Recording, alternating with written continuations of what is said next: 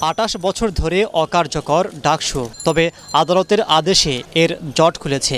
৩১ মার্চের মধ্যে ডাকসু নির্বাচন করতে বিশ্ববিদ্যালয় প্রশাসনকে নির্দেশ দিয়েছে হাইকোর্ট।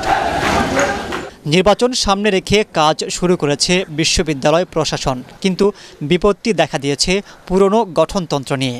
এমফিল ও অধিভুক্ত ৭ কলেজের শিক্ষার্থীরা প্রার্থী কিংবা ভোটার হতে পারবে কিনা তা স্পষ্ট নয়। এছাড়াও আরও বেশ কয়েকটি বিষয় নিয়ে গঠনতন্ত্র সংশোধন কমিটির কাছে মতামত দিয়েছে ছাত্র সংগঠনগুলো। ঢাকা বিশ্ববিদ্যালয়ের পুরনো গৌরব ফিরে আসুক, এর জন্য জাতীয়তাবাদী ছাত্রদল ঢাকা বিশ্ববিদ্যালয় যে কোনো পদক্ষেপ নিতে দৃঢ় প্রতিজ্ঞ। সহাবস্থান নিশ্চিতটা খুব জরুরি। সহাবস্থান যদি নিশ্চিত হয়, আশা করি ঢাকা বিশ্ববিদ্যালয় ছাত্রদল সেটা নিশ্চিত না হলে আমরা তো তাদের সাথে দাঁড়িয়ে থেকে তাদেরকে সহাবস্থান করে দিতে পারবো না। তাদের যদি নিজস্ব মতাদর্শ যেটা রয়েছে সেটা যদি সাধারণ ছাত্ররা গ্রহণ করে, তাদের সাথে ছাত্রদের সমর্থন থাকে এবং তারা যদি বিশ্ববিদ্যালয়ের পরিবেশ ভালো রেখে, পরিবেশ সুস্থ একটি পরিবেশ বজায় রেখে তাদের রাজনৈতিক চর্চা করতে পারে, তাদেরকে আমরা স্বাগত জানাই। আমাদের ভাইস চ্যান্সেলর তিনি হচ্ছেন যে পদাধিকার বলে আমাদের ডাকসুর প্রেসিডেন্ট, ফলে আমরা দেখি যে এখানে তার একক ক্ষমতায় অনেক কিছু তিনি করতে পারেন। তো আমরা মনে করি যে এটা হচ্ছে প্রেসিডেন্টের একচ্ছত্র ক্ষমতা, এই ক্ষমতা কমানো দরকার, সেটা সিনেটের অধীনে আনা দরকার। আগামী সোমবার পর্যন্ত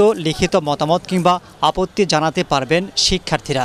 এরপর গঠনতন্ত্র চূড়ান্ত করে জমা দেবে কমিটি। আমার মনে হয় যে 10 কর্মদিবসের মধ্যেই আমরা বোধহয় সক্ষম হব আমাদের প্রতিবেদন মাননীয় উপাচার্যের কাছে জমা দিতে। গঠনতন্ত্র যাদেরকে ভোটার বলে চিহ্নিত করবে তারাই ডাকসুর ভোটার হতে পারবে, প্রার্থী হতে পারবে। ৩১ মার্চের মধ্যে করার আমাদের প্রয়াস এবং সদিচ্ছা সেগুলো আমরা রাখছি এবং সেই নিরিখে আমরা বিভিন্ন পদক্ষেপ গ্রহণ করছি। ছাত্র অধিকার আদায়, মুক্তিযুদ্ধ সহ যে কোনো রাজনৈতিক আন্দোলনে সামনে থেকে নেতৃত্ব দিয়েছে ডাকসু।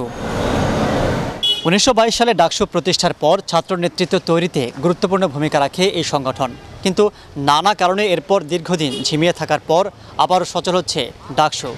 এর মাধ্যমে সুস্থ রাজনীতি চর্চার সুযোগ আবারও বাড়বে বলে মনে করছেন শিক্ষার্থীরা।